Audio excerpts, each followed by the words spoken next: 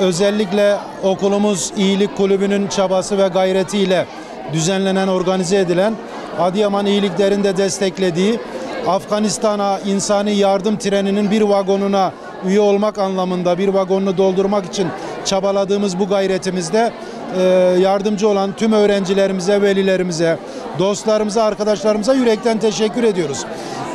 Gel sen de iyilikte bir adım önde ol sloganıyla başladığımız ve iyilik treninin bir vagonuna ait olmak, o vagonu doldurmak için gayret ettiğimiz çocuklarımızın dünyanın herhangi bir mazlum coğrafyasında ihtiyaç sahibi bir insana yardım, destek ve yanında yer alma çabasının değerler dünyasında beslemeye çalıştığımız enerjisiyle bu kermesimizi düzenliyoruz. İnşallah bu kermesimiz vesilesiyle dün Yemen'de, Arakan'da, Halep'te, bugün de Afganistan'da ihtiyaç halinde olan tüm insanlara ulaşmış olacağız. Yaralarına kısa da olsa, küçük de olsa bir ilaç olmaya çalışacağız.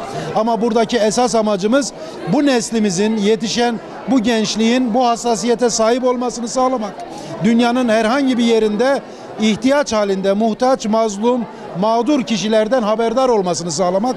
Bu vesileyle de tüm şehrimize bu güzel etkinliğimizi göstermek, ilan etmek istiyoruz.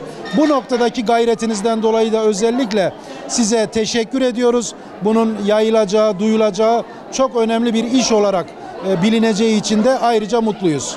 Diğer mazlum kardeşlerimize yardım ettiğimiz gibi bugün de Afganistan'daki mazlum kardeşlerimiz adına yardım kermesi düzenliyoruz. Tüm veli, öğretmen ve öğrencilerimize teşekkür ederiz. Arkadaşlarımızla beraber Afganistan'daki mazlum arkadaşlarımıza yardımda bulunuyoruz. Kermesi Afganistanlı kardeşlerimize, Müslüman kardeşlerimize yardım amaçlı böyle bir kermes düzenledik. Kermesimize Afganistan'daki mazlum kardeşlerimize yardım etmek için kermes düzenledik.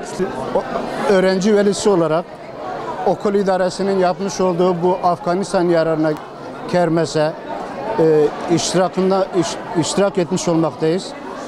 Bu okul idaresine, bu kermese emeği geçen bütün yöneticilere, öğretmenlere, öğrenci arkadaşlara çok teşekkür ediyoruz.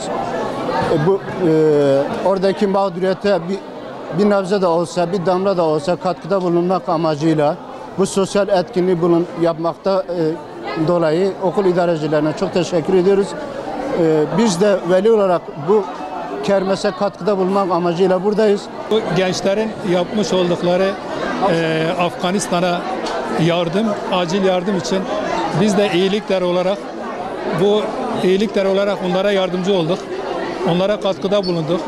Bizim bayanlarımız hitaptır, işte katmerdir, o tür şeyleri yapıyorlar. Allah o insanların yardımcısı olsun. Gerçekten durumları çok mağdur, çok zor durumdalar. Şu anda açlık sınırındalar. En acil bir yardım yapmamız gerekir. Biz de